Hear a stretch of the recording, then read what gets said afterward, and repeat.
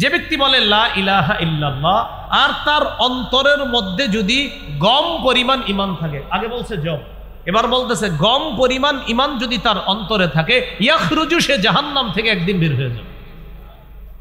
এরপরে কি বলে দেখেন, বলেন অনুপরিমাণ, বলেন এই অনুপরিমাণ ঈমান যদি কারো কলবে থাকে, নবী বলেন ইয়াখরুজু মিনান নার মান ক্বালা লা ইলাহা ইল্লাল্লাহ ওয়া ফি কলবিহি মিসকালু যাররাতিন মিন খায়র।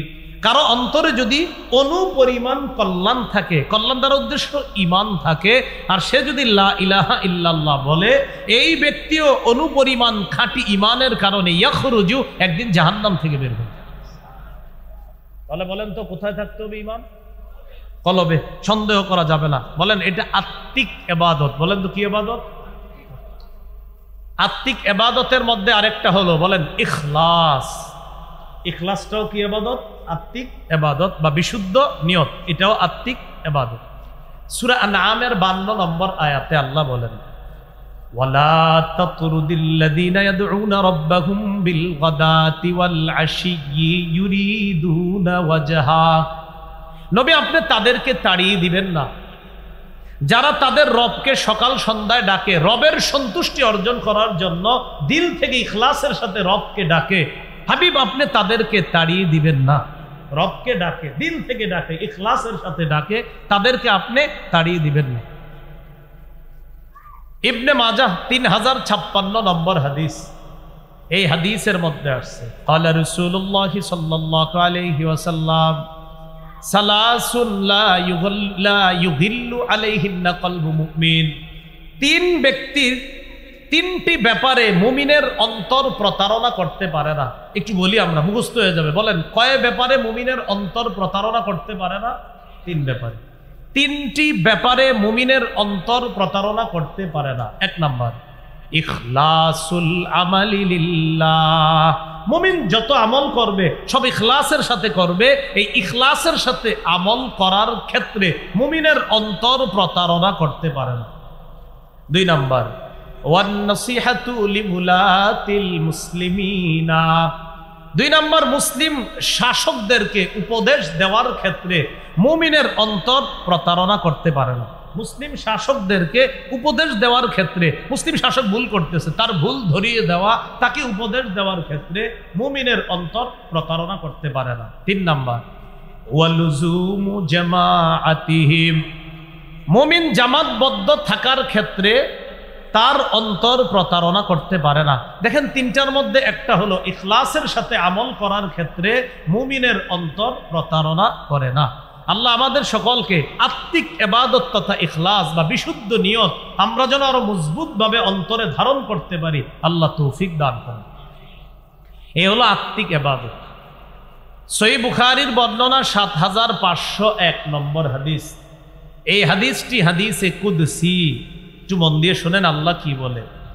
ক্বালা রাসূলুল্লাহ সাল্লাল্লাহু আলাইহি ওয়াসাল্লাম ক্বালা আল্লাহু আযজা ওয়া জাল্লা ফিল হাদিসিল কুদসি। আল্লাহ হাদিসে কুদসির মধ্যে বলেন ইদা আরাদা আবদি আন ইয়া'মালা সাইয়্যাতান ফালা তাকতুবুহা আলাইহি হাত্তা ইয়া'মালাহা। আল্লাহ বলেন আমার বান্দা যখন কোনো গুনাহের ইচ্ছা করে, ও ফেরেশতারা গুনাহটা না করা পর্যন্ত তার গুনাহ লিখবা না। সুবহানাল্লাহ। আল্লাহ বলেন আমার বান্দা যখন কোনো গুনাহের ইচ্ছা করে, গুনাহটা না করা পর্যন্ত তার গুনাহ লিখবা না। ফাইন আমিলাহা ফাকতুবুহা বিমিসলিহা। আমার বান্দা যদি গুনাহটা করেই ফেলে তাহলে একটা গুনাহ করলে একটা গুনাহ লিখবা। আমার বান্দা যদি গুনাহ করার নিয়ত করার পর গুনাহটা করে ফেলে তো এক গুনাহ একটা লিখবা। একটু বুঝছেন না আপনারা সবাই? গুনাহের নিয়ত করছে, এখনো করি নাই গুনাহ, আল্লাহ বলে গুনাহ লিখো না। গুনাহটা করে ফেলছি, বাস একটা গুনাহ করলে একটা গুনাহ। এবার কি বলে দেখেন, ইন তারাকাহা মিন আজলি বান্দা গুনাহের সামনে গেছে, যাওয়ার পর মনে পড়ছে না আমি করবো না গুনাহটা, আমার আল্লাহরে আমি খুশি করবো। এই আল্লাহরে খুশি করার জন্য গুনাহটা পরিত্যাগ করছে, গুনাহটা ছেড়ে দিছে। আল্লাহ বলেন গুনাহ যেহেতু আমার জন্য ছেড়ে দিয়েছে, ফাকতুবুহা লাহু হাসানা, তার এই ছেড়ে দেওয়ার মানসিকতার কারণে তার আমলনামায় একটা নেকি লিপিবদ্ধ করে। এবার কি বলে দেখেন, ওয়াইদা আরাদা আন ইয়ামালা হাসানাতান, আমার বান্দা যদি কোনো নেক কাজ করার নিয়ত করে, ফালাম ইয়ামালহা, এখনো কাজটা করে নাই। আপনারা নিয়ত করেছেন এই মাহফিলে আসবেন, আসলে নিয়ত করছেন মন থেকে, কিন্তু কোনো কারণে অনেকে আসতে পারে নাই। আসতে যারা পারে নাই কিন্তু নিয়ত করছে, আল্লাহ বলেন ফাকতুবুহা লাহু হাসানা, নিয়ত তো করছে, তার পরিপূর্ণ নিয়ত ছিল, হঠাৎ তার আম্মা অসুস্থ হয়েছে, হসপিটালে নিয়ে গেছে, তাই আসতে পারে নাই। যাক, নিয়ত তো করছে, খাঁটি নিয়ত, তার আমলনামায় একটা সওয়াব লেখা দাও। এবার কি বলে দেখেন, ফাইন আমিলাহা ফাকতুবুহা লাহু বিআশরি আমসালিহা ইলা 700 দিআফিন, আমার বান্দা যদি নেকির কাজটা করে ফেলে তাকে 10 থেকে 700 গুণ পর্যন্ত বাড়ায়া সওয়াব লেখা। শাইখুল ইসলাম ইবনে তাইমিয়া রহমতুল্লাহি আলাইহির একটা কিতাব আছে, নাম আল উবুদিয়্যাহ। উবুদিয়্যার শাব্দিক অর্থ হলো দাসত্ব, তো তার কিতাবের নাম আল উবুদিয়্যাহ। এই কিতাবের 33 নম্বর পৃষ্ঠায় ইবাদতের সংজ্ঞা তিনি করেছেন, আল ইবাদাতু আসলু মা'না আদ-দুল্ল, ইবাদতের আসল অর্থ হলো বিনয়ী হওয়া। তাহলে ইবাদতের একটা অর্থ আমরা জানলাম, বিনয়ী হওয়া। একটা কিতাব আছে নাম আল ইবাদাতু ফিল ইসলাম, কিতাবের লেখক আল্লামা শেখ ইউসুফ আল কারজাবি। এই কিতাবের 28 নম্বর পৃষ্ঠা আছে। ইবাদত কি জিনিস সেখানে তিনি উল্লেখ করেছেন, ইবাদত হলো হিয়া তাআতু মা'a গায়াতিল খুজু',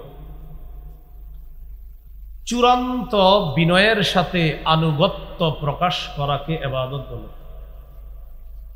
চূড়ান্ত পর্যায়ের বিনয় প্রকাশ করে আনুগত্য করাকেই ইবাদত বলে।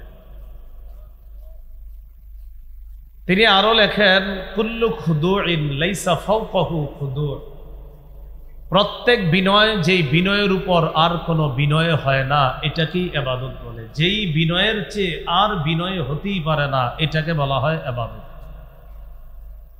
ইবাদতের আবিধানিক অর্থটার একটা ফলাফল দাঁড়াইছে আমাদের সামনে, সেটা হলো চূড়ান্ত বিনয় প্রকাশ করার নাম হলো ইবাদত। ইবাদতের পারিভাষিক অর্থ শাইখুল ইসলাম ইবনে তাইমিয়া রহমতুল্লাহি আলাইহি আল উবুদিয়্যাহ নামক কিতাবের 23 নম্বর পৃষ্ঠায় তিনি লেখেন,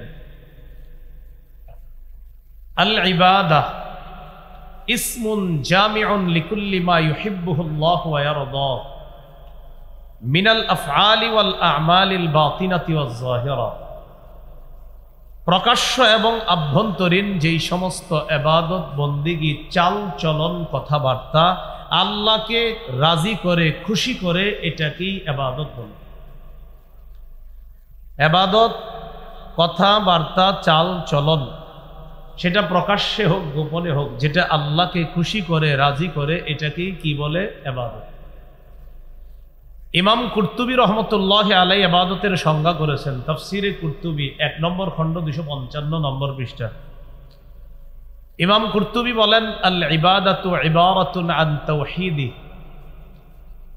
তিনি বলেন আল ইবাদা, ইবাদত হলো ইবারাতুন আন তাওহীদিল্লাহ, আল্লাহর একত্ববাদ স্বীকার করার নাম হলো ইবাদত।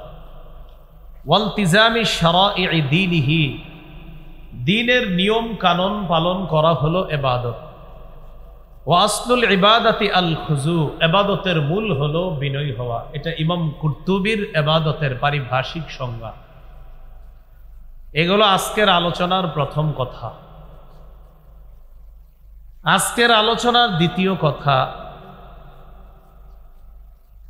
কোরআনে মৌলিকভাবে ইবাদত সম্পর্কে কি বলা হয়েছে একটু যদি আমার সাথে বলেন ধরনের দিক থেকে ইবাদত দুই প্রকার। ধরন মানে এটা এই ধরনের, উনি এই ধরনের বলি না আমরা, এরকম ধরনগত দিক থেকে ইবাদত দুই প্রকার কোরআনে আসছে। এক আল উবুদিয়্যাতুল আম্মাহ, সাধারণ ইবাদত। আরেকটা আল উবুদিয়্যাতুল খাসা, বিশেষ ইবাদত। সাধারণ ইবাদতের মধ্যে সমস্ত সৃষ্টি শামিল। সূরা মারইয়ামের 93 নম্বর আয়াতে আল্লাহ বলেন, ইন কুল্লু মান ফিস সামাওয়াতি ওয়াল আরদি ইল্লা আতির রহমানি আবদা। আসমান জমিনের যা কিছু আছে সবাই রহমানের কাছে দাস হয়ে উপস্থিত হবে। সবাই দাস। তাহলে আল্লাহর রাজত্ব আর বরত্বের দাসত্ব এটা সবাই একদিন স্বীকার করবে। যদিও দুনিয়াতে অনেকে মানে না, আসলে তারাও কিন্তু আল্লাহর রিজিক খেয়ে দুনিয়াতে বাঁচতেছে, আল্লাহর বাতাস ভোগ করতেছে। যারা আল্লাহরে বিশ্বাস করে না তারাও, কিন্তু কিয়ামতের ময়দানে সবাই স্বীকার করবে আল্লাহ যে এক, কিন্তু লাভ হবে না সবারটা, শুধু ইমানদারদেরটা লাভ হবে, বেঈমানরা স্বীকার করেও কোনো লাভ হবে না কিয়ামতের মাঠে। তাহলে সাধারণ ইবাদতের মধ্যে সবাই শামিল। দুই নম্বর বিশেষ ইবাদত। বিশেষ ইবাদতের মধ্যে আল্লাহর শুধু বিশেষ বান্দারা অন্তর্ভুক্ত। এটা কারা? এটা হলো তারা যারা ইচ্ছায় এবং আল্লাহর মহব্বতে আল্লাহকে খুশি করার জন্য ইবাদত করে। এটা হলো বিশেষ ইবাদত। যেমন সূরা ফুরকানের 63 নম্বর আয়াতে আল্লাহ বলেন, وعباد الرحمن الذين يمشون على الأرض هونا وإذا خاطبهم الجاهلون قالوا سلاما। রহমানের প্রকৃত বান্দা তারা যারা পৃথিবীতে বিনয়ী হয়ে হাঁটে, নম্র হয়ে হাঁটে, অহংকার পরিহার করে চলে। وَإِذَا خَاطَبَهُمُ الْجَاهِلُونَ قَالُوا سَلَامًا। মূর্খরা যখন তাদের সাথে তর্ক করতে চায়, মূর্খরা যখন তাদের সাথে তর্কে জড়িয়ে যায়, তখন তারা বলে আসসালামু আলাইকুম, তোমার সাথে আমার কথা বলার সময় নেই, সালাম দাও। এই রহমানের বান্দারা যে দুনিয়াতে নম্র হয়ে বিনয়ী হয়ে চলে, এরা হলো আল্লাহর বিশেষ বান্দা, বিশেষ ইবাদত যারা করে তারা। সূরা জুমারের 17-18 নম্বর আয়াতে আল্লাহ বলেন, ফাবাশশির ইবাদিল্লাযীনা ইসতামিউনাল কাওলা ফায়াত্তাবিউনা আহসানা। নবী আপনি আমার বান্দাদেরকে সুসংবাদ দেন। আমার বিশেষ বান্দা কারা? আল্লাযীনা ইসতামিউনাল কাওলা ফায়াত্তাবিউনা আহসানা, যারা কথা মনোযোগ দিয়ে শুনে আর কথার মধ্যে সবচেয়ে উত্তম যেই কথাগুলো সেগুলোর অনুসরণ করে তাদের জীবন তারা পরিচালিত করে। এরা হলো আল্লাহর বিশেষ বান্দা। আল্লাহ আমাদের সকলকে, এখানে যারা আছে, আমরা যেন আল্লাহর বিশেষ বান্দাদের অন্তর্ভুক্ত হয়ে দুনিয়া থেকে বিদায় নিয়ে বিশেষ বান্দাদের অন্তর্ভুক্ত হয়ে জান্নাতি হতে পারি। আল্লাহ তৌফিক দান করেন। এ হলো ধরনের দিক থেকে কোরআনে মৌলিকভাবে দুই প্রকার ইবাদত বা দাসত্ব পেয়ে গেলাম, একটা সাধারণ দাসত্ব আর একটা বিশেষ দাসত্ব। সাধারণ দাসত্বে সবাই শামিল, বিশেষ দাসত্বে বিশেষ বান্দারা অন্তর্ভুক্ত। আজকের আলোচনার 3 নম্বর আলোচনা, হাদিসে ইবাদতের কিছু ব্যবহার আমরা দেখে নিই। আবু দাউদ হাদিস নম্বর 1479 নম্বর হাদিস, 1479 নম্বর হাদিস। এই হাদিসের বর্ণনাকারী নু'মান ইবনে বশীর রাদিয়াল্লাহু তাআলা তিনি বলেন, আনিন নু'মান ইবনে বশীর রাদিয়াল্লাহু তাআলা আনহু قال قال رسول الله صلى الله عليه وسلم الدعاء هو العبادة। নুমান ইবনু বাশীর রাদিয়াল্লাহু তাআলা আনহু বলেন, রাসূলুল্লাহ সাল্লাল্লাহু আলাইহি সাল্লাম বলেছেন, দোয়া করাটাই ইবাদত। সুবহানাল্লাহ। বলেন, দোয়া করাটাই কি? ইবাদত। তাহলে হাদিসে ইবাদতের একটা ব্যবহার পেলাম আমরা, যে নবী বলছে আদ-দুআউ হুয়াল ইবাদাহ, দোয়াটাই ইবাদত। তাহলে আমরা যারা দোয়া করি, দোয়ার সময় অলসতা না করা, দোয়ার সময় এদিক সেদিক না তাকানো, দোয়ার সময় মাথা না খুঁটা, নাক না খুঁটা, অলস ভঙ্গিতে দোয়া না করে, আবু দাউদের 1488 নম্বর হাদিস অনুযায়ী বুক বরাবর হাত উঠিয়ে অত্যন্ত কাকুতি মিনতি করে বিনয়ের সাথে আল্লাহর কাছে দোয়া করব ইনশাআল্লাহ। হাদিস থেকে ইবাদতের আরেকটা ব্যবহার দেখে নেই। তিরমিজির বর্ণনা 2201 নম্বর হাদিস, সহিহ মুসলিমে হাদিসটা। এই হাদিসের বর্ণনাকারী রাসূলের সাহাবী মাকিল ইবনে ইয়াসার রাদিয়াল্লাহু তাআলা তিনি বলেন, قال رسول الله صلى الله عليه وسلم العبادة في الهرج كهجرة إلي। রাসূলুল্লাহ সাল্লাল্লাহু আলাইহি সাল্লাম বলেন, কলহ বিপর্যয়ের সময়, ফিতনা ফাসাদের সময় ইবাদত করা আমি নবীর কাছে হিজরত করার সমতুল্য। এই যে এখন কলহ বিপর্যয় চলতেছে, এই কলহ বিপর্যয়ের সময় ইবাদত করা নবী বলেন আমার কাছে হিজরত করার সমতুল্য। ইবাদতের আরেকটা ব্যবহার দেখি। হাদিসের কিতাব মুসনাদে আহমদ 6895 নম্বর হাদিস।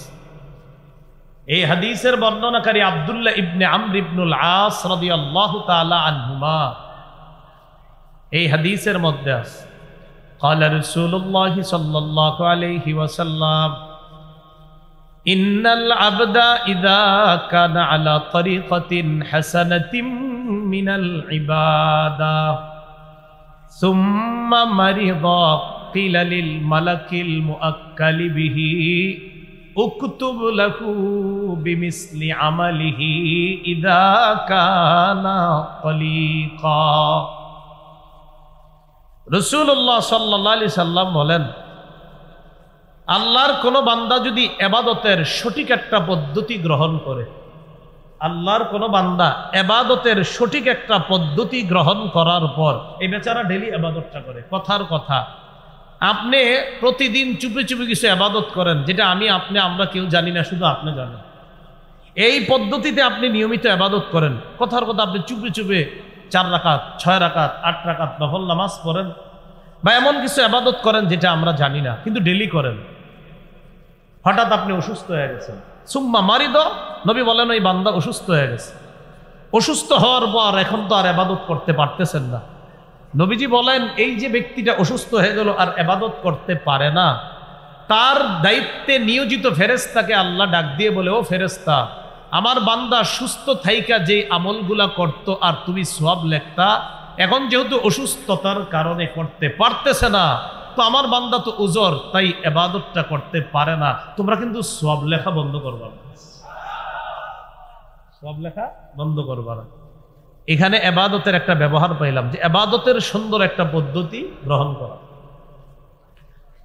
ইবাদতের আরেকটা ব্যবহার দেখি আমরা, সহিহুল জামে হাদিসের কিতাব 4214 নম্বর হাদিস। এই হাদিসের বর্ণনাকারী হুযায়ফা রাদিয়াল্লাহু তাআলা আন তিনি বলেন, قال رسول الله صلى الله عليه وسلم فضل العلم احب الي من فضل العباده। নবীজি বলেন ইবাদতের মর্যাদার চাইতে ইলম অর্জনের মর্যাদা আমি নবীর কাছে বেশি প্রিয়। সুবহানাল্লাহ। আবার শুনেন কি বলছে নবী। নবীজি বলেন ইবাদতের মর্যাদার চাইতে ইলম অন্বেষণের মর্যাদা আমি নবীর কাছে বেশি প্রিয়। এজন্য উলামায়ে কেরাম যারা আছে এলাকার, তাদেরকে শ্রদ্ধা করবেন, দাম দিয়েন। দেখা যাবে আপনি নফল নামাজ পড়েন 8 রাকাত 12 14 রাকাত, আর উনি বৈশা বৈশা কোরআন হাদিস গবেষণা করতেছে। আপনার ইবাদত আবার ছেড়েন না, আপনি ইবাদত করেন, কিন্তু আপনার ইবাদতটা শুদ্ধ না অশুদ্ধ এটা বলবে ওই হুজুর যিনি কোরআন হাদিস গবেষণা করতেছে। এজন্য নবী বলেন তার এই গবেষণা করার মর্যাদাটা আমার কাছে ইবাদতের মর্যাদার চাইতে বেশি প্রিয়। খায়রু দীনিকুম আল ওয়ারউ, নবী বলেন তোমাদের সর্বোত্তম দিন হলো তাকওয়া, আল্লাহর ভয়। এইগুলো আজকের আলোচনার 3 নাম্বার আলোচনা, যে হাদিসে ইবাদতের ব্যবহার আমরা দেখলাম। 1 নাম্বার মনে আছে, ইবাদতের আবিধানিক পারিভাষিক অর্থ জানলাম। 2, ইবাদতের মৌলিক 2টি প্রকার কোরআন থেকে জানলাম। 3, হাদিস থেকে ইবাদতের কিছু ব্যবহার জানলাম। আজকের আলোচনার 4 নম্বর আলোচনা, একটু আমার সাথে বলতে হবে, বলেন উপকারিতা লাভ করার ক্ষেত্রে, উপকারিতা লাভ করার দিক থেকে ইবাদত 2 প্রকার। 1, নিজে আমল করে সওয়াব লাভ করা। 2, অন্যের সহায়তায় ইবাদত করে সওয়াব লাভ করা। তাহলে বলেন তো 1 নাম্বার নিজে ইবাদত করে সওয়াব লাভ করা, 2 নাম্বার অন্যের সহায়তা, অন্যের মাধ্যমে সওয়াব লাভ করা। তাহলে বলেন তো উপকারিতা বা সওয়াব লাভ করার দিক থেকে ইবাদত কয় প্রকার? 1 নাম্বার নিজে ইবাদত করে উপকার লাভ করা, 2 নাম্বার অন্যের সাহায্যে ইবাদত করে উপকার লাভ করা। মনে থাকবেন ইনশাআল্লাহ। কলম খাতা নিয়ে বসা দরকার ছিল। হ্যাঁ, এবার দেখেন বলি। 1, নিজে ইবাদত করে উপকারিতা লাভ করা, যেমন নামাজ, কোরআন তেলাওয়াত করা। তিরমিজির বর্ণনা 2910 নম্বর হাদিস।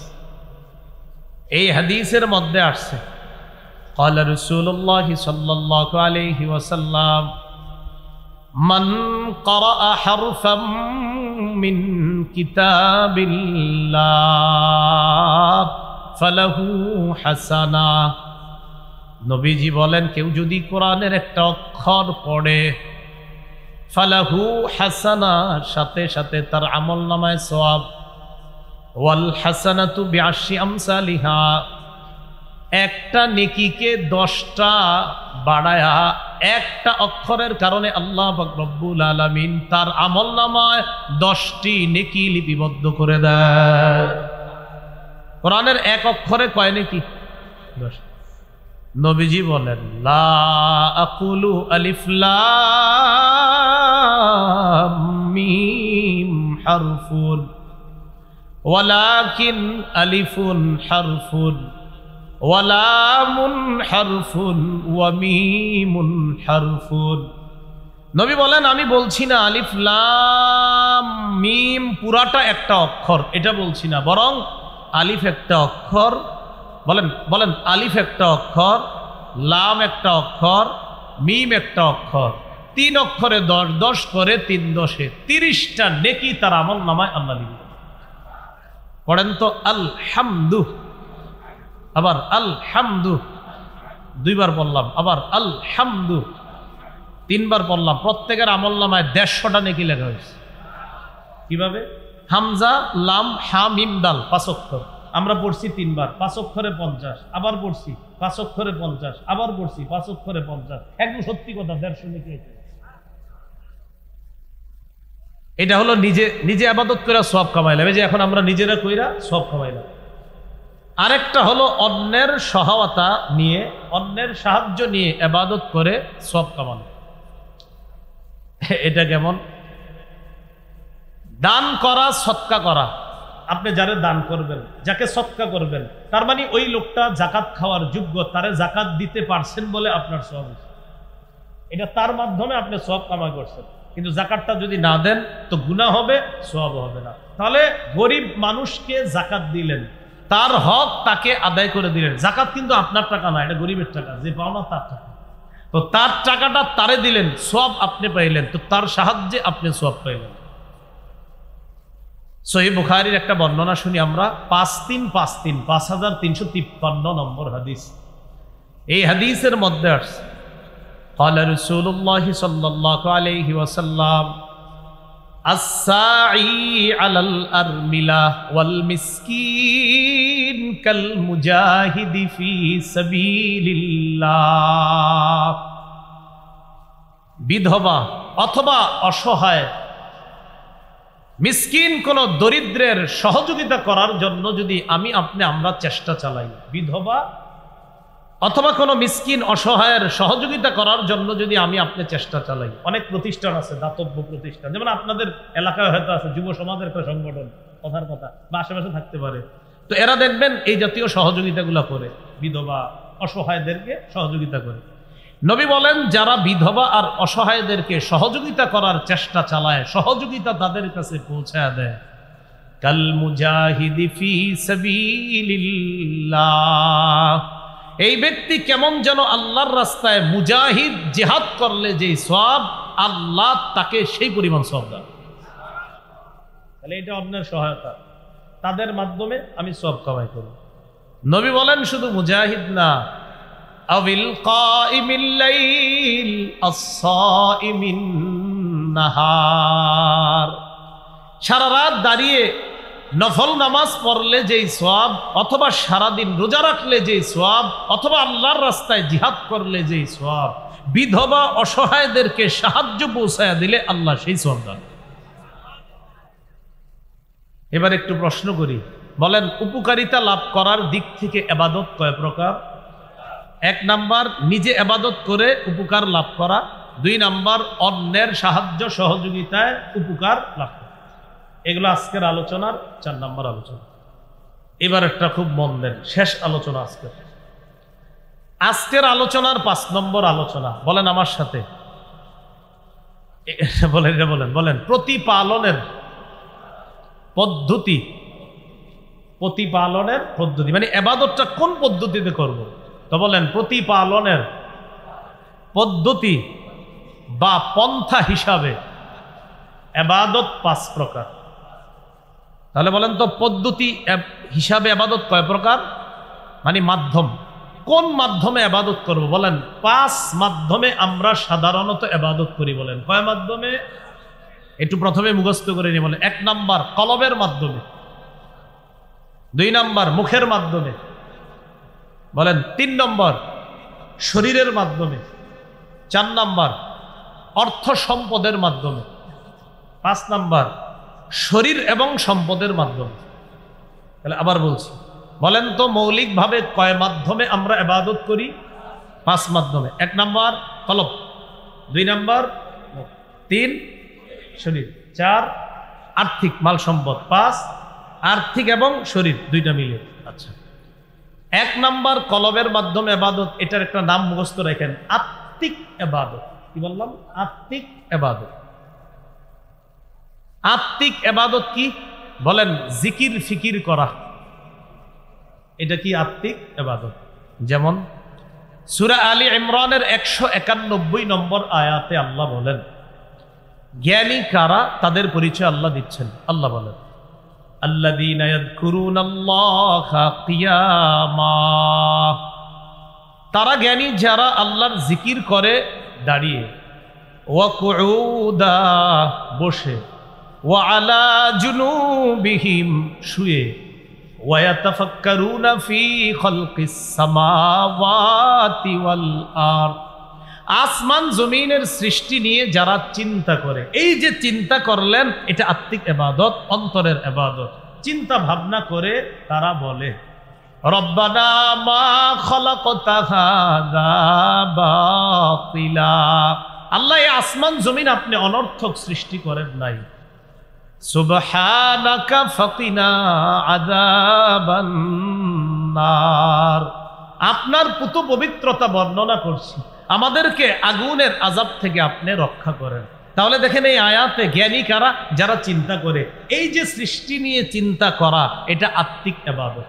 বলেন চিন্তা করাটা কি আত্মিক ইবাদত? আত্মিক ইবাদতের ব্যাপারে এটা জানলাম একটা। আরেকটা হলো, এটা একটু আমার সাথে বলতে হবে। বলেন আসমান জমিনের রাজত্ব একমাত্র আল্লাহ, আসমান জমিনের মালিকানা একমাত্র আল্লাহ। এই কথাটি অন্তর দিয়ে বিশ্বাস করা, এটার নাম আত্মিক ইবাদত।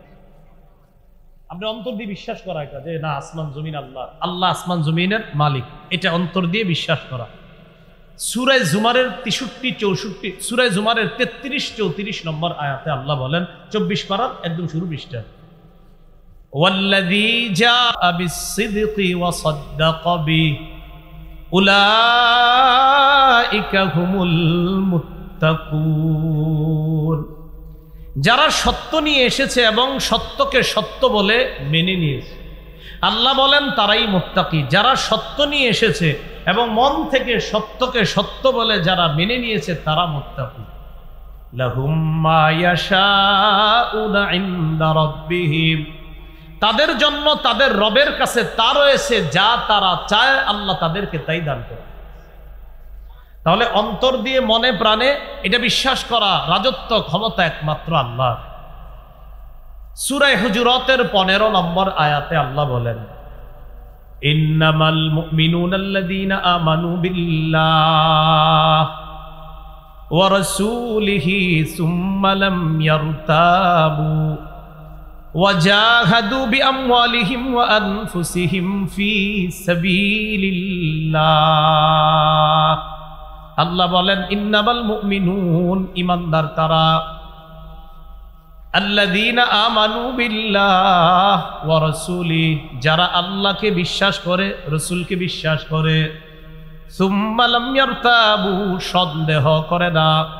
ঈমানদার তারা যারা আল্লাহকে বিশ্বাস করে, রাসূলকে বিশ্বাস করে, সন্দেহ করে না।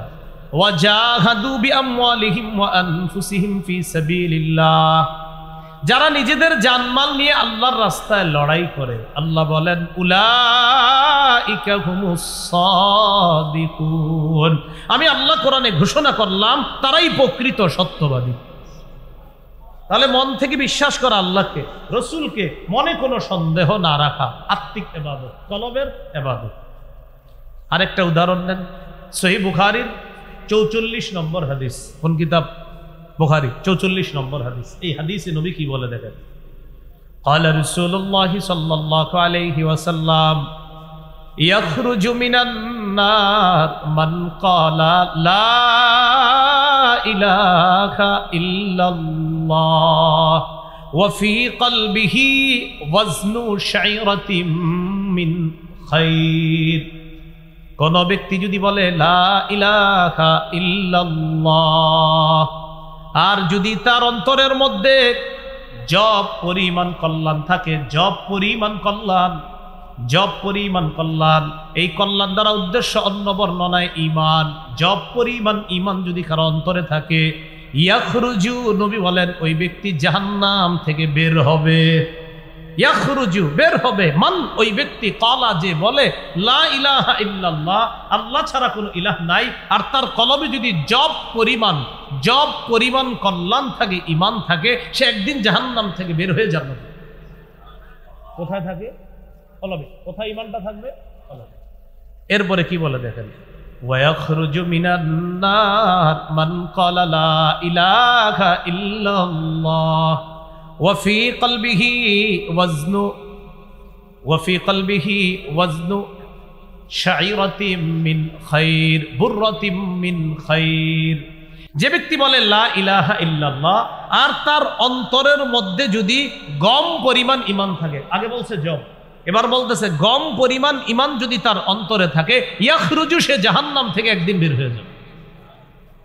এরপরে কি বলে দেখেন, বলেন অনুপরিমাণ, বলেন এই অনুপরিমাণ ঈমান যদি কারো কলবে থাকে, নবী বলেন ইয়াখরুজু মিনান নার মান ক্বালা লা ইলাহা ইল্লাল্লাহ ওয়া ফি কলবিহি মিসকালু যাররাতিন মিন খায়র। কারো অন্তরে যদি অনুপরিমাণ কল্যাণ থাকে, কল্যাণ দ্বারা উদ্দেশ্য ঈমান থাকে, আর সে যদি লা ইলাহা ইল্লাল্লাহ বলে, এই ব্যক্তিও অনুপরিমাণ খাঁটি ঈমানের কারণে ইয়াখরুজু, একদিন জাহান্নাম থেকে বের হবে। তাহলে বলেন তো কোথায় থাকতে হবে ঈমান? কলবে, সন্দেহ করা যাবে না। বলেন এটা আত্মিক ইবাদত। বলেন তো কি ইবাদত? আত্মিক ইবাদতের মধ্যে আরেকটা হলো, বলেন ইখলাস। ইখলাসটাও কি ইবাদত? আত্মিক ইবাদত বা বিশুদ্ধ নিয়ত, এটাও আত্মিক ইবাদত। সূরা আনআমের 52 নম্বর আয়াতে আল্লাহ বলেন, ওয়ালা তাতরুদিল্লাযীনা ইয়াদউনা রাব্বাহুম বিল গাদাতি ওয়াল আশিয়্যি ইউরিদুনা ওয়াজহা। নবী আপনি তাদেরকে তাড়িয়ে দিবেন না যারা তাদের রবকে সকাল সন্ধ্যায় ডাকে, রবের সন্তুষ্টি অর্জন করার জন্য দিল থেকে ইখলাসের সাথে রবকে ডাকে। হাবিব আপনি তাদেরকে তাড়িয়ে দিবেন না। রবকে ডাকে, দিল থেকে ডাকে, ইখলাসের সাথে ডাকে, তাদেরকে আপনি তাড়িয়ে দিবেন না। ইবনে মাজাহ 3056 নম্বর হাদিস।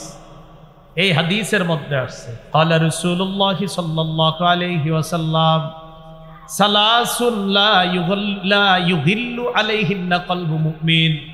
তিন ব্যক্তির তিনটি ব্যাপারে মুমিনের অন্তর প্রতারণা করতে পারে না। একটু বলি, আমরা মুখস্থ হয়ে যাবে। বলেন কয় ব্যাপারে মুমিনের অন্তর প্রতারণা করতে পারে না? তিন ব্যাপারে।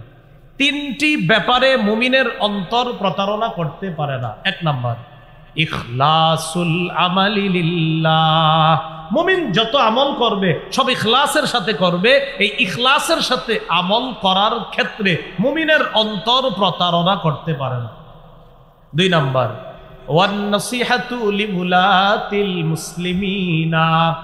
দুই নাম্বার মুসলিম শাসকদেরকে উপদেশ দেওয়ার ক্ষেত্রে মুমিনের অন্তর প্রতারণা করতে পারে না। মুসলিম শাসকদেরকে উপদেশ দেওয়ার ক্ষেত্রে, মুসলিম শাসক ভুল করতেছে, তার ভুল ধরিয়ে দেওয়া, তাকে উপদেশ দেওয়ার ক্ষেত্রে মুমিনের অন্তর প্রতারণা করতে পারে না। তিন নাম্বার ওয়ালুজুমু জামাআতিহিম। মুমিন জামাতবদ্ধ থাকার ক্ষেত্রে তার অন্তর প্রতারণা করতে পারে না। দেখেন তিনটার মধ্যে একটা হলো ইখলাসের সাথে আমল করার ক্ষেত্রে মুমিনের অন্তর প্রতারণা করে না। আল্লাহ আমাদের সকলকে আত্মিক ইবাদত তথা ইখলাস বা বিশুদ্ধ নিয়ত আমরা যেন আরো মজবুতভাবে অন্তরে ধারণ করতে পারি, আল্লাহ তৌফিক দান করেন। এই হলো আত্মিক ইবাদত। সহিহ বুখারীর বর্ণনা 7501 নম্বর হাদিস। এই হাদিসটি হাদিসে কুদসি। একটু মন দিয়ে শুনেন আল্লাহ কি বলে। ক্বালা রাসূলুল্লাহ সাল্লাল্লাহু আলাইহি ওয়াসাল্লাম قال الله عز وجل في الحديث القدسي। আল্লাহ হাদিসে কুদসির মধ্যে বলেন ইদা আরাদা আবদি আন ইয়ামালা সাইয়্যাতান ফালা তাকতুবুহা আলাইহি হাত্তা ইয়ামালাহা। আল্লাহ বলেন আমার বান্দা যখন কোনো গুনাহের ইচ্ছা করে, ও ফেরেশতারা গুনাহটা না করা পর্যন্ত তার গুনাহ লিখবা না। সুবহানাল্লাহ। আল্লাহ বলেন আমার বান্দা যখন কোনো গুনাহের ইচ্ছা করে, গুনাহটা না করা পর্যন্ত তার গুনাহ লিখবা না। ফাইন আমিলাহা ফাকতুবুহা বিমিসলিহা। আমার বান্দা যদি গুনাহটা করেই ফেলে তাহলে একটা গুনাহ করলে একটা গুনাহ লিখবা। আমার বান্দা যদি গুনাহ করার নিয়ত করার পর গুনাহটা করে ফেলে তো এক গুনাহ একটা লিখবা। একটু বুঝছেন না আপনারা সবাই? গুনাহের নিয়ত করছে, এখনো করি নাই গুনাহ, আল্লাহ বলে গুনাহ লিখো না। গুনাহটা করে ফেলছি, বাস একটা গুনাহ করলে একটা গুনাহ। এবার কি বলে দেখেন ইন তারাকাহা মিন আজলি। বান্দা গুনাহের সামনে গেছে, যাওয়ার পর মনে পড়ছেন না আমি করবো না গুনাহটা, আমার আল্লাহরে আমি খুশি করবো। এই আল্লাহরে খুশি করার জন্য গুনাহটা পরিত্যাগ করছে, গুনাহটা ছেড়ে দিছে। আল্লাহ বলেন গুনাহ যেহেতু আমার জন্য ছেড়ে দিয়েছে ফাকতুবুহা লাহু হাসানা। তার এই ছেড়ে দেওয়ার মানসিকতার কারণে তার আমলনামায় একটা নেকি লিপিবদ্ধ করে। এবার কি বলে দেখেন ওয়াইদা আরাদা আন ইয়ামালা হাসানাতান। আমার বান্দা যদি কোনো নেক কাজ করার নিয়ত করে ফালাম ইয়ামালহা, এখনো কাজটা করে নাই। আপনারা নিয়ত করেছেন এই মাহফিলে আসবেন, আসলে নিয়ত করছেন মন থেকে, কিন্তু কোনো কারণে অনেকে আসতে পারে নাই। আসতে যারা পারে নাই কিন্তু নিয়ত করছে, আল্লাহ বলেন ফাকতুবুহা লাহু হাসানা। নিয়ত তো করছে, তার পরিপূর্ণ নিয়ত ছিল, হঠাৎ তার আম্মা অসুস্থ হয়েছে, হসপিটালে নিয়ে গেছে, তাই আসতে পারে নাই। যাক নিয়ত তো করছে, খাঁটি নিয়ত, তার আমল নামায় একটা সওয়াব লেখা দাও। এবার কি বলে দেখেন ফাইন আমিলাহা ফাকতুবুহা লাহু বিআশরি আমসালিহা ইলা 700 দিআফিন। আমার বান্দা যদি নেকির কাজটা করে ফেলে তাকে 10 থেকে 700 গুণ পর্যন্ত বাড়ায়া সওয়াব লেখা। তাহলে নিয়তের দাম আছে না নাই? আত্মিক ইবাদত। কি নিয়ত? কি ইবাদত? আমাদের আর্থিক না, আত্মিক অন্তরের। মনে আসেনি মাধ্যম, যেই মাধ্যমে ইবাদত করি এই মাধ্যম হিসাবে ইবাদত কয় প্রকার? এক নাম্বার আত্মিক ইবাদত। এই আলোচনা চলছে আমাদের। সহিহ মুসলিমের বর্ণনা 1909 নম্বর হাদিস।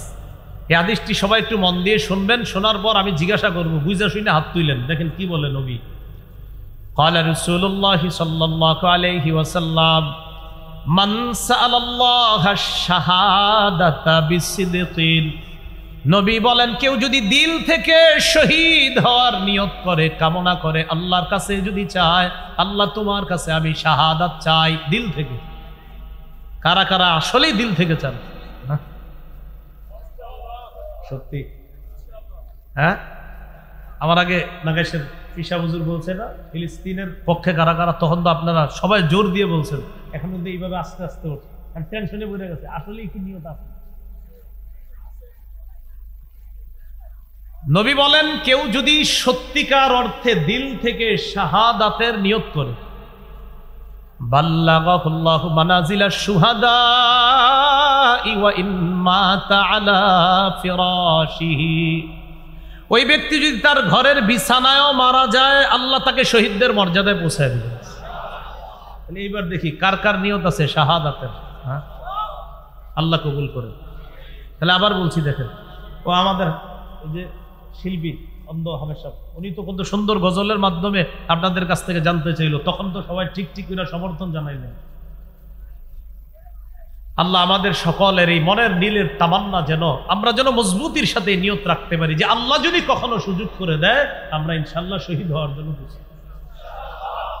তাহলে কি জানলাম? দিল থেকে কেউ শহীদ হওয়ার নিয়ত করছে, ঘরের বিছানায়ও যদি মারা যায়, আল্লাহ তাকে শহীদদের মর্যাদায় পৌঁছায়। তাহলে আত্মিক ইবাদত, অন্তরটা আল্লাহ দেখে। আরেকটা দলিল আমরা শুনি, সহিহ বুখারী 2839 নম্বর হাদিস, 2839।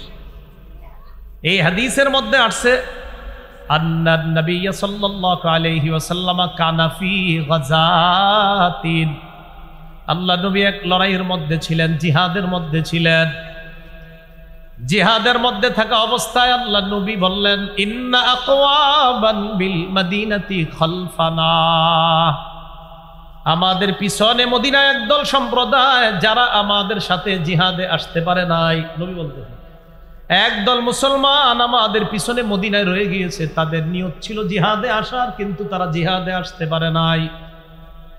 এবার আল্লাহ নবী বলেন, মা সালাকনা শিআবান ওয়ালা ওয়াদিয়া ইল্লা ওয়া হুম মা'না ফি। নবী বলেন, একদল যারা মদিনায় আছে, জিহাদের নিয়ত ছিল, আসতে পারে নাই, আমরা জিহাদে আসলাম।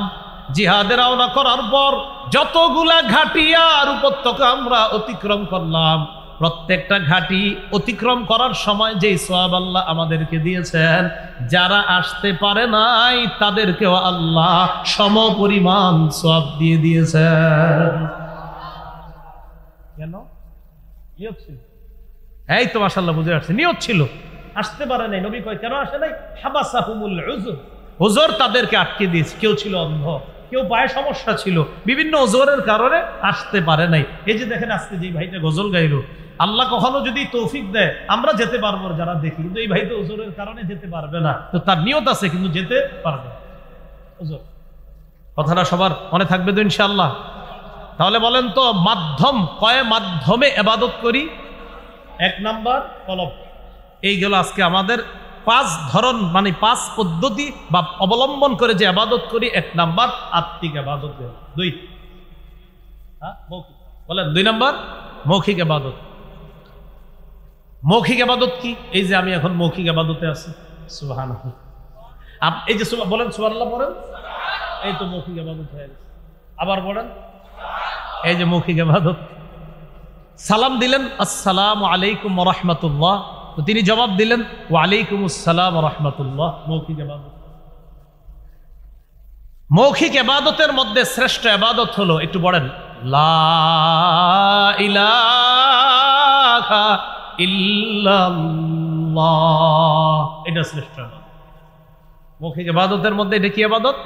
শ্রেষ্ঠ ইবাদত। সহিহ বুখারীর বর্ণনা 25 নম্বর হাদিস, আব্দুল্লাহ ইবনে ওমর রাদিয়াল্লাহু তাআলা আনহুমার বর্ণনা। তিনি বলেন, উমিরতু আন উকাতিলান নাস হাত্তা ইয়াশহাদু আন লা ইলাহা ইল্লাল্লাহ ওয়া আন্না মুহাম্মাদার রাসূলুল্লাহ। আব্দুল্লাহ ইবনে ওমর রাদিয়াল্লাহু তাআলা আনহুমা বলেন, মানুষ যতক্ষণ আল্লাহ ছাড়া কোনো ইলাহ নাই এবং মুহাম্মদ সাল্লাল্লাহু আলাইহি ওয়াসাল্লাম আল্লাহর রাসূল এই সাক্ষ্য যতক্ষণ না দিবে ততক্ষণ পর্যন্ত আমি আদিষ্ট হয়েছি, আমাকে আদেশ করা হয়েছে তাদের বিরুদ্ধে লড়াই করার জন্য আমাকে আদেশ করা হয়েছে। যতক্ষণ তারা এই সাক্ষী না দিবে লা ইলাহা ইল্লাল্লাহ। সহিহ বুখারীর 26 নম্বর হাদিস, সুইলা রাসূলুল্লাহ সাল্লাল্লাহু আলাইহি ওয়াসাল্লাম আইয়ুল আমালি আফযালু ইয়া রাসূলুল্লাহ। আল্লাহ নবীর কাছে জানতে চাওয়া হলো কোন আমল সবচেয়ে শ্রেষ্ঠ। নবীজি জবাব দিলেন, ঈমানুন বিল্লাহি ওয়া রাসূলি। সবচেয়ে শ্রেষ্ঠ ইবাদত আল্লাহকে আল্লাহ বলে মেনে নেওয়া, রাসূলকে রাসূল বলে মেনে নেওয়া, এটা সবচেয়ে শ্রেষ্ঠ ইবাদত। সুবহানাল্লাহ। তাহলে মৌখিক ইবাদতের মধ্যে শ্রেষ্ঠ লা ইলাহা ইল্লাল্লাহ এই কালিমা অথবা কালিমায়ে শাহাদাত, যেটা আশহাদু আল্লা ইলাহা ইল্লাল্লাহ ওয়া আশহাদু আন্না মুহাম্মাদান আবদুহু ওয়া রাসূলুহু, এগুলা মৌখিক ইবাদতের মধ্যে শ্রেষ্ঠ ইবাদত। বলেন মৌখিক ইবাদতের মধ্যে শ্রেষ্ঠ। মৌখিক ইবাদতের মধ্যে আরেকটা ইবাদত, বলেন তিলাওয়াতুল কুরআন। কি পড়েন আলহামদুলিল্লাহি রাব্বিল আলামিন। মৌখিক ইবাদত। কুল হুয়াল্লাহু আহাদ আল্লাহুস সামাদ লাম ইয়ালিদ ওয়া লাম ইউলাদ ওয়া লাম ইয়াকুল লাহু কুফুয়ান আহাদ। এটা কি ইবাদত? তাহলে একটা গেল লা ইলাহা ইল্লাল্লাহ শ্রেষ্ঠ, এরপরে জানলাম তিলাওয়াতুল কুরআন, কোরআনের তেলাওয়াত করা। সূরা কাহফের 27 নম্বর আয়াতে আল্লাহ বলেন, ওয়াতলু মা উহিয়া ইলাইকা মিন কিতাবি রাব্বিকা লা মুবাদদিলা লিকালিমাতি। আপনার রবের পক্ষ থেকে কিতাবের যা ওহী হিসাবে আপনার কাছে পাঠানো হয় আপনি তা তেলাওয়াত করেন। লা মুবাদদিলা লিকালিমাতি, আল্লাহর কথাকে পরিবর্তন করার মতো কেউ নাই, হাবিব আপনি তেলাওয়াত করেন। তেলাওয়াত এটা মৌখিক ইবাদত। সহিহ বুখারীর বর্ণনা 5011 নম্বর হাদিস। এই হাদিসের মধ্যে আসছে বারা ইবনে আজিব রাদিয়াল্লাহু তাআলা আনহুর বর্ণনা। তিনি বলেন, কানা রাজুলুন ইয়াকরাউ সূরাতাল কাহফ। এক ব্যক্তি সূরা কাহফ তেলাওয়াত করতেছিল। বলি তো কোন সূরা? সূরা কাহফ। এক ব্যক্তি সূরা কাহফ তেলাওয়াত করতেছিল। তো সূরা কাহফ তেলাওয়াত করার সময় ওয়া ইলা জানিবিহি হিসানুন মারবুতুন বিশাতানাইন, তার কাছেই তার ঘোড়াটা দুইটা রশি দিয়ে বাঁধা ছিল। ফাতাগাশাতহু সাহাবা, ইতিমধ্যে আকাশের মেঘ আইসা তাকে ছায়া দিল তার ঘোড়াকে। ফাজাআলাত তাদনু ওয়া তাদনু, মেঘের ওই জিনিসটা, বাদলটা, মেঘটা খালি কাছে আসতেছে, ক্রমেই খালি নিকটে আসতেছে। এক ব্যক্তি সূরা কাহফ তেলাওয়াত করতেছিলেন, মেঘ আইসা তার ঘোড়াকে ছায়া দিতেছিল। এই মেঘ যত তেলাওয়াত করে ততই নিচের দিকে আসতেছিল। ফাজাআলা ফারাসুহু ইয়ানফিরু, হঠাৎ তার ঘোড়াটা লাফালাফি শুরু করছে। ঘোড়া কি শুরু করছে? লাফালাফি। তিনি তেলাওয়াত বন্ধ করে দিলেন। ফালাম্মা আসবাহা আতান নবিয়্য সাল্লাল্লাহু আলাইহি ওয়াসাল্লাম, সকাল হলো, নবীর কাছে আসলেন। আসার পর ফাযাকারা যালিকা লা, আল্লাহর নবীকে ব্যাপারটা জানাইলেন। ফাকালা রাসূলুল্লাহ সাল্লাল্লাহু আলাইহি ওয়াসাল্লাম, তিলকা সাকিনাতু তাতানাজ্জালাত বিল কুরআন, এটা যা দেখছো এটা প্রশান্তি, কোরআনের কারণে এই প্রশান্তি এসে গিয়েছে আর তোমার ঘোড়াকে ছায়া দিয়েছে।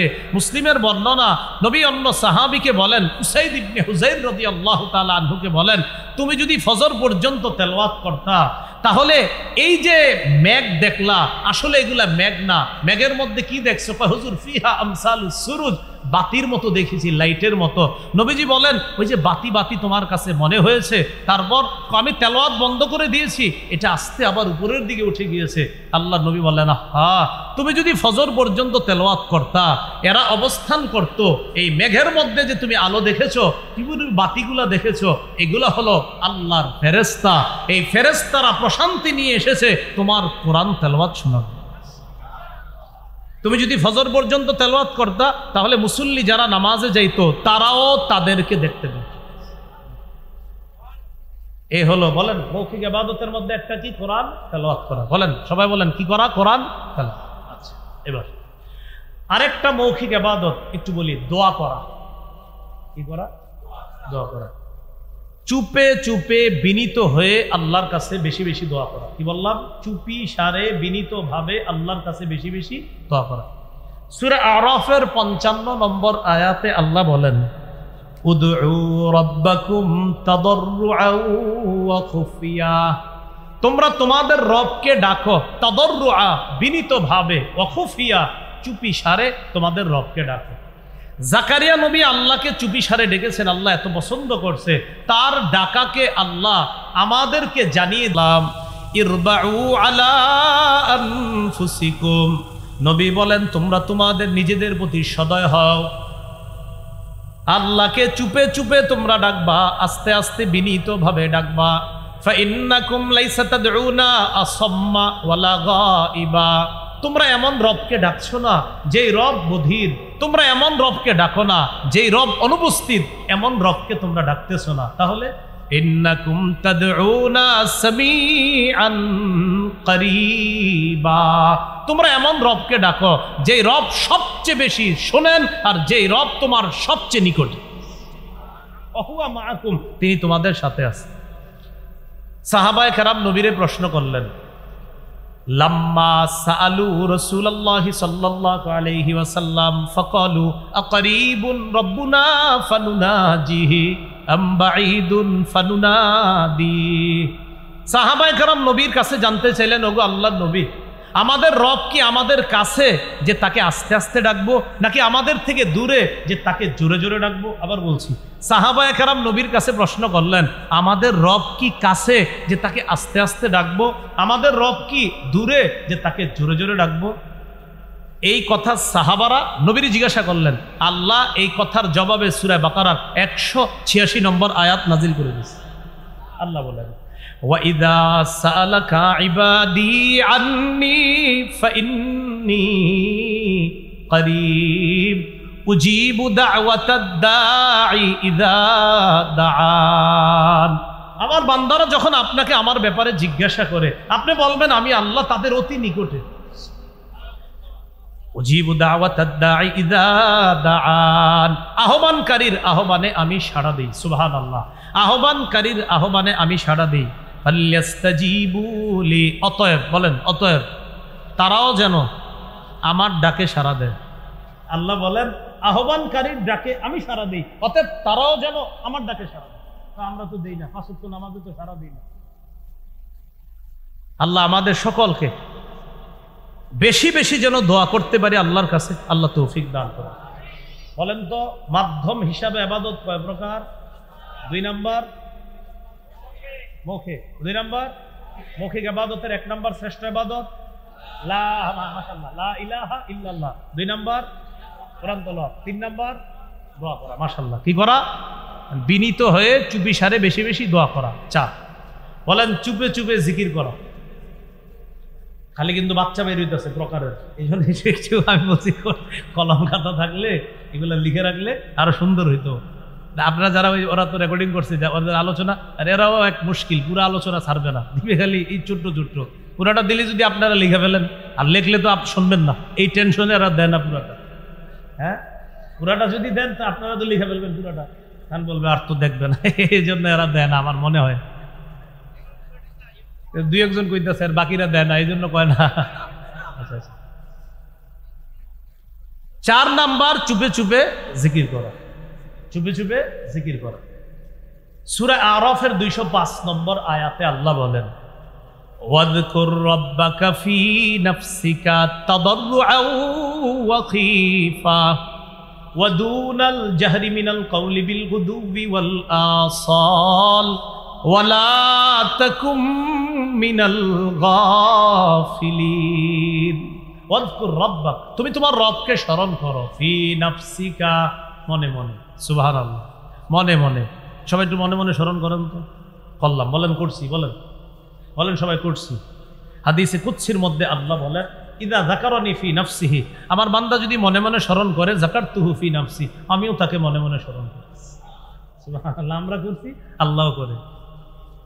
ওয়াযকুর রাব্বাকা ফি নাফসিকা, তুমি তোমার রবকে স্মরণ করো মনে মনে, তাদাররুআন ওয়া খীফা, বিনীতভাবে, ওয়া খীফা, ভীতি নিয়ে, ভয় নিয়ে, দুনাল জাহারি মিনাল কওল, অনুচ্চ সুরে, বেশি আওয়াজ করবা না, বিল গুদুবি ওয়াল আসাল, সকাল সন্ধ্যায়, ওয়ালা তাকুম মিনাল গাফিলিন, গাফেলদের অন্তর্ভুক্ত হয়ো না। আল্লাহ আমাদের সকলকে আমরা যেন একটু বেশি বেশি জিকিরও করতে পারি। মাঝে মাঝে আমরা তো এই যে এখানে সুবহানাল্লাহ পড়তেছেন, এটাও জিকির। মাঝে মাঝে আমরা একটু চুপি সারেও জিকির করব। আল্লাহ তৌফিক দান করুন। করবো তো ইনশাআল্লাহ। সহিহ বুখারীর 660 নম্বর হাদিসের বর্ণনা, 7 ব্যক্তিকে আরশের ছায়াতলে আল্লাহ জায়গা দিবেন। এর মধ্যে একজন, ওয়ারাজুলুন যাকারাল্লাহা খালিয়া, ওই ব্যক্তিকেও আল্লাহ আরশের ছায়াতলে জায়গা দিবেন যে নির্জনে আল্লাহকে স্মরণ করে। ফাফাদাত আইনা, ফলে তার চোখ থেকে পানি গড়িয়ে পড়ে, ফলে তার চোখ থেকে পানি গড়িয়ে পড়ে। তো এই যে চোখ থেকে পানি গড়িয়ে পড়ে, এই ব্যক্তিকে খুশি হয়ে কিয়ামতের মাঠে আল্লাহ আরশের ছায়াতলে জায়গা দান করবেন। দেখি আবার পড়াশোনায় লেগে যায় আমরা। মাধ্যম হিসাবে ইবাদত কয় প্রকার? 1 নম্বর আত্মিক, 2 মৌখিক ইবাদত। মৌখিক ইবাদত আবার কয় ধরনের জানলাম? 4। 1 নম্বর লা ইলাহা ইল্লাল্লাহ, 2 নম্বর কোরআন, 3 নম্বর দোয়া, 4 নম্বর। আল্লাহ আমাদের সকলকে আমল করার তৌফিক দান করেন। এবার আগের আলোচনায় আসেন, 3 নম্বর প্রকারটা কি? মাশাআল্লাহ, শারীরিক বা দৈহিক ইবাদত। শারীরিক বা দৈহিক ইবাদত কি? যেমন নামাজ, নামাজ পড়া শারীরিক ইবাদত। 17 পারার শেষ পৃষ্ঠা সূরা হজের 77-78 নম্বর আয়াতে আল্লাহ বলেন, ইয়া আইয়ুহাল্লাযীনা আমানুরকাউ, হে ঈমানদারগণ তোমরা রুকু করো। শরীর লাগেনি রুকু করতে? ওয়াসজুদু, সিজদা করো, শরীর লাগে। ওয়া'বুদু রাব্বাকুম, তোমরা তোমাদের রবের ইবাদত করো। ওয়াফআলুল খায়র, তোমরা কল্যাণের কাজ বেশি বেশি করো। লাআল্লাকুম তুফলিহুন, যাতে তোমরা সফল কাম পাও। বলেন যাতে তোমরা সফল। তার শারীরিক ইবাদত গেল কি? নামাজ। বলেন শারীরিক ইবাদত কি গেল? নামাজ। 4 নম্বর আর্থিক ইবাদত। আর্থিক ইবাদত কি? দান সদকা করা, যাকাত দেওয়া, এগুলা কি ইবাদত? আর্থিক ইবাদত। অর্থের মাধ্যমে দান সদকা করা, যাকাত দেওয়া, এগুলা আর্থিক ইবাদত। রাসূলুল্লাহ সাল্লাল্লাহু আলাইহি সাল্লাম বলেন, মান আতাহুল্লাহু মালা, আল্লাহ যাকে সম্পদ দিয়েছে আর যাকাতের মালিক হয়েছে সে, ফালাম ইউআদ্দি যাকাতা, সে তার সম্পদের যাকাত দেয় নাই, মুসিলা লাহু ইয়াউমাল কিয়ামাতি শুজাআন আকরা, কিয়ামতের ময়দানে বিষধর সাপে রূপান্তরিত হবে তার সম্পদ। এই সাপ আইসা তাকে বলবে, আনা কানজুকা আনা মালুকা, আমি তোমার সেই সম্পদ, আমি তোমার সেই মাল। সহিহ মুসলিমের বর্ণনায় যাকাত না দেওয়ার কারণে তার এই যাকাতযোগ্য সম্পদকে পাপ বানানো হবে। লন্ডি করা হয় যে কাপড়, এই কাপড় যে লন্ডি করা হয় ইস্ত্রি গরম, এরকম পাত বানানো হবে, তার কপাল, পার্শ্ব আর পিঠে সেক দেওয়া হবে। এইভাবে তাকে সেক দেওয়া হবে একদিন কিয়ামতের মাঠে। বলেন কয়দিন? বলেন সবাই কয়দিন? জাহান্নামে যাওয়ার আগে কয়দিন শাস্তি দেওয়া হবে? এই একদিনের পরিমাণ মাত্র 50,000 বছর। হাদিসে জেনেছি এমনিগুলো হবে, হাদিসে আছে একদিন। তো আমিও পয়রা দেখি কি একদিন, মাশাআল্লাহ একটু বেশি না, একটু পরে নবী কয় কানা মিকদারুহু 50 আলফা সানা, একদিনের পরিমাণ 50,000 বছর। আল্লাহ আমাদের সকলকে হেফাজত করেন। 5 নম্বর শারীরিক এবং আর্থিক। এটা দিয়ে একজন বলেন তো কি হইতে পারে? হজ। হজ করতে শরীরও লাগে, অর্থও লাগে। আল্লাহ আমাদের সকলকে, যারা হজ করেছি, বারবার হজ করার তৌফিক দান করেন, আর যারা হজ করি নাই তাদেরকেও আল্লাহ হজ করার তৌফিক দান।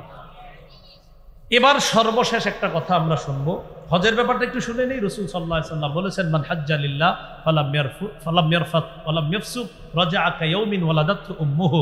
যে ব্যক্তি হজ করলো, হজের মধ্যে অশ্লীল কাজ করলো না, কথা বললো না, সে তার দেশে প্রত্যাবর্তন করে এমনভাবে যেন তার মা তাকে জন্ম দিয়েছে। সব এবাদত তখনই গ্রহণ হবে যদি এবাদতটা বিশুদ্ধ নিয়ত এবং ইখলাসের সাথে হয়। বলেন সব এবাদত, বলেন তখনই কবুল হবে।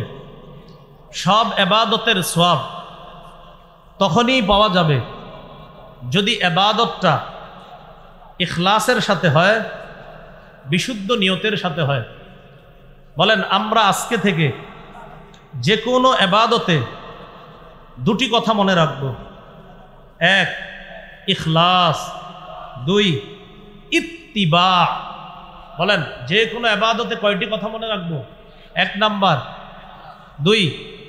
বলেন ইখলাস মানে এবাদত আল্লাহর জন্য করা, ইত্তিবা মানে এবাদত নবীজির পদ্ধতি অনুযায়ী করা।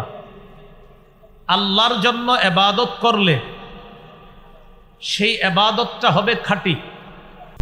হুজুর এক ব্যক্তি ইবাদত করছে, তার ইবাদতের একটা উদ্দেশ্য ছিল, একটা হলো সওয়াব কামাই করা, আরেকটা হলো নাম কাম কামাই করা। সে কি পাবে? নবী বললেন লা শাই আলাহু, কিছুই পাবে না। এই প্রশ্ন নবীরে 3 বার করছে, নবী জবাব দিলেন লা শাই আলাহু, লা শাই আলাহু, লা শাই আলাহু। সে কিছুই পাবে না, সে কিছুই পাবে না, সে কিছুই পাবে না। শেষে নবী বললেন ইন্নাল্লাহা লা ইয়াকবালু মিনাল আমাল ইল্লা মা কানা লাহু খালিসা। আমল আল্লাহ ততক্ষণ কবুল করবেন না যতক্ষণ আমলটা আল্লাহর জন্য না হবে। তাহলে ইখলাসের 1 নাম্বার উপকার, আমল কবুল হয়। 2, ইখলাসের কারণে সওয়াব পাওয়া যায়। বলেন ইখলাসের কারণে সওয়াব পাওয়া যায়। একটা হাদিস শোনাই, শোনানোর পর আমলটা করেন ইনশাআল্লাহ সবাই। বলেন ইনশাআল্লাহ। সহিহ বুখারীর বর্ণনা 56 নম্বর হাদিস। এই হাদিসের মধ্যে আসছে সাদ ইবনে আবি ওয়াক্কাস রাদিয়াল্লাহু তাআলা আনহুকে আল্লাহর রাসূল বলেন, ইন্নাকা লান তুনফিকা নাফাকাতান তাবতাগি বিহা ওয়াজহাল্লাহ। তুমি আল্লাহর সন্তুষ্টির জন্য যখনই কিছু দান করবা, ইল্লা উজিরতা আলাইহা, সাথে সাথে তোমাকে সওয়াব দেওয়া হবে। এবার কি করে দেখেন, হাত্তা মা তাজআলু ফি ফামি ইমরাতিক, এমনকি তোমার বিবির মুখেও যদি তুমি কিছু উঠায়া দাও আর নিয়ত যদি থাকে আল্লাহরে খুশি করা, এই বিবির মুখে 1 লোকমা খাবার দেওয়ার কারণেও তোমাকে সওয়াব দেওয়া হবে। হাত্তা মা তাজআলু ফি ফামি ইমরাতিক, বিবির মুখে আপনি 1 লোকমা খাবার তুলে দিলেন, এটা যদি নিয়ত করেন সওয়াবের নিয়ত, তা আল্লাহ আপনার আমল নামায় প্রতিদান দান করবেন। এমনও মানুষ আছেন 20 বছর মনে হয় আমল করেন না, বিবির মুখে খাবার দেওয়া, কথার কথা। তো এটা কিন্তু অনেক দামি কাজ। এগুলো 2 নাম্বার, সব পাওয়া যায় ইখলাসের কারণে। ইখলাসের 3 নাম্বার উপকার একটু আমার সাথে বলি। বলেন ইখলাসের কারণে ছোট কাজও বড় হয়ে যায়, ইখলাস না থাকার কারণে বড় আমলও ছোট হয়ে যায়। তাহলে 3 নাম্বার, ইখলাসের কারণে ছোট আমল বড় হয়ে যায়, আবার বড় আমল ছোট হয়ে যায় ইখলাস না থাকলে। একটা কিতাব আছে জামিউল উলুমি ওয়াল হিকাম, ইবনে রজব হাম্বলির লেখা, 1 নম্বর খণ্ড 13 নম্বর পৃষ্ঠা। আব্দুল্লাহ ইবনে মুবারক রাহমাতুল্লাহি আলাইহি বলেন, রুব্বা আমালিন সগীরিন তুআজ্জিমুহুন নিয়্যা, কোন কোন ছোট আমলকে নিয়ত বড় বানায়া দেয়। সুবহানাল্লাহ। কোন কোন ছোট আমলকে বিশুদ্ধ নিয়ত ইখলাস বড় বানায়া দেয়। অরুব্বা আমালিন কাবীরিন তুসাগগিরুহুন নিয়্যা, অনেক বড় বড় আমলকে নিয়ত অশুদ্ধ হওয়ার কারণে, ইখলাস না থাকার কারণে এই আমলটা ছোট বানায়া দেয়। আল্লাহ আমাদেরকে, আমরা যেন ছোট ছোট কাজগুলো ইখলাসের সাথে করে আল্লাহর কাছে বড় হিসাবে উপস্থাপন করতে পারি ইনশাআল্লাহ। এগুলো 3 নাম্বার। ইখলাসের 4 নাম্বার উপকারিতা, বলেন পাপ মোচন হয়। সহিহ বুখারী 3467 নম্বর হাদিস। এই হাদিসটি আপনারা সবাই ছোটবেলা থেকে শুনছেন, আজকে একবার শুনেন। সবাই গল্প আকারে বা ঘটনার মাধ্যমে শুনছেন, আজকে হাদিসটি শুনেন। এক মহিলা কুকুরে পানি পান করা মাপ পায়া গেছে, শুনছেন না? হ্যাঁ, সহিহ বুখারীর 3467 নম্বর হাদিস। সহিহ মুসলিমের বর্ণনায় আছে 2245 নম্বর হাদিস। আমাদের মাদ্রাসার পাঠ্যপুস্তক অনুসারে লম্বা হাদিস সেখানে আছে। তো বুখারীর হলো 3467 নম্বর হাদিস। এই হাদিসে আসছে, বাইনামা কালবুন ইউতিফু বিরাকিয়া, একটা কুকুর কূপের পাশে ঘুরতেছে, পানির কূপের পাশে ঘুরতেছে। এটা বুখারীর বর্ণনা। আর মুসলিমের বর্ণনা, আন্না ইমরাআতান বাগিয়ান রাআত কালবান তুতিফু, একটা কুকুরকে একজন ব্যভিচারিণী নারী দেখলো, একটা কুকুর, যে কুকুরটা ইউতিফু, কুকুরটা খালি চারপাশে ঘুরতেছে, কূপের চারপাশে ঘুরতেছে। তো ঘুরতে দেখা ফানাজাআত মুকাহা, ওই যে ব্যভিচারিণী নারী তার মৌজাটা খুলছে। আর বুখারীর বর্ণনা ফারাআতহু বাগিয়ুন মিন বাগায়া বনি ইসরাইল, বনি ইসরাইলের একজন ব্যভিচারিণী নারী এই কুকুরটাকে দেখছে, দেখা মায়া লাগছে। মায়া লাগার পর দিল থেকে একটা কাজ করছে, নাজাআত মুজাহা, মৌজাটা খুলছে। খোলার পর পানি দিয়ে মৌজাটা ভিজাইছে। ভিজানোর পর ওই মৌজার মধ্যে যতটুকু পানি আসে, অনেক পানি কিন্তু আসে, এই মৌজা দিয়ে আপনার কি করছে, পানি উঠায় সাকাতহু, কুকুরে পানি পান করাইছে। ফাগুফিরা লাহা, ইখলাসওয়ালা ইবাদতের কারণে, আমলের কারণে আল্লাহ তার অতীতের সব গুনাহ মাফ করে দিয়েছে। তাহলে ইখলাসের 4টা উপকার জানলাম। 1 নাম্বার কবুল হয়, 2 সওয়াব পাওয়া যায়, 3 ছোট আমলও ইখলাসের কারণে বড় হয়ে যায়, 4 নাম্বার ইখলাসের কারণে পাপ মোচন হয়। তাহলে যে কোনো ইবাদতে ইখলাস থাকা আর হলে ইত্তিবা থাকা, নবীর পদ্ধতি সুন্নাহ থাকা, সেটা সুন্নাহের আলাদা আলোচনা। এবার টোটালটা একসাথে বলি, মন দিয়ে শোনেন। সূরা জারিয়াতের 56 নম্বর আয়াত থেকে আলোচনা শুরু করেছিলাম, ওয়ামা খালাকতুল জিন্না ওয়াল ইনসা ইল্লা লিয়াবুদুন, জিন ইনসানকে ইবাদতের জন্য বানিয়েছি। ইবাদতের আবিধানিক অর্থ জানলাম, পারিভাষিক অর্থ জানলাম। 2 নম্বর আলোচনায় আমরা জেনেছি কোরআনে মৌলিকভাবে দাসত্বের 2টি প্রকার জেনেছি, একটা সাধারণ দাসত্ব আর একটা বিশেষ দাসত্ব। 3 নাম্বার হাদিসে ইবাদতের প্রয়োগ জেনেছি আমরা, যে বিভিন্ন হাদিসে ইবাদতের কিভাবে প্রয়োগ করা হয়েছে এটা জানলাম। 4 নাম্বার আমরা জেনেছিলাম উপকার পাওয়ার ক্ষেত্রে ইবাদত 2 প্রকার, একটা হলো নিজে ইবাদত করে উপকার লাভ করা, 2 নাম্বার অন্যের সাহায্য সহায়তায় ইবাদত করে উপকার লাভ করা। 5 নাম্বার আলোচনা, যেটা আমাদের আজকে সবচেয়ে গুরুত্বপূর্ণ আলোচনা ছিল, সেটা হলো কয় মাধ্যমে আমরা ইবাদত করি। মাধ্যম হিসাবে ইবাদত ছিল 5 প্রকার। 1 নাম্বার ছিল আত্মিক ইবাদত, যে ইবাদতের সম্পর্ক কলবের সাথে। 2 নাম্বার ছিল মৌখিক ইবাদত, মুখের সাথে। আর মুখের ইবাদতে আবার ছিল আমাদের 4টা কথা, 1 লা ইলাহা ইল্লাল্লাহ, 2 নাম্বার তিলাওয়াতুল কোরআন, 3 নাম্বার দোয়া করা, 4 নাম্বার জিকির করা। এটা গেল আমাদের 2য় প্রকার। আর 3য় প্রকার ছিল দৈহিক ইবাদত, শারীরিক ইবাদত, যেমন নামাজ পড়া। 4 নাম্বার প্রকার ছিল আর্থিক ইবাদত, যাকাত দেওয়া, সদকা করা। 5 নাম্বার ছিল আর্থিক এবং শারীরিক ইবাদত, হজ করা। সবগুলোর শেষে একটা সারনির্যাস জানছি, সব ইবাদতে ইখলাস থাকা। হুজুর ইখলাসের কি উপকার? 4টা উপকার জানছি। ইখলাসের সাথে করার কারণে আমল কবুল হয়, ইখলাসের সাথে করার কারণে সওয়াব পাওয়া যায়, ইখলাসের সাথে করার কারণে ছোট কাজও বড় হয়ে যায়, ইখলাসের সাথে করার কারণে পাপ মোচন হয়। ইখলাসের পাশাপাশি আরেকটা জেনেছি, শুধু ইখলাস হলেই হবে না, ইত্তিবা থাকতে হবে। প্রতিটা আমল ইখলাসের সাথে করতে হবে, প্রতিটা ইবাদত ইখলাসের সাথে করতে হবে, সাথে সাথে নবীর শিখানো পদ্ধতি অনুযায়ী করতে হবে।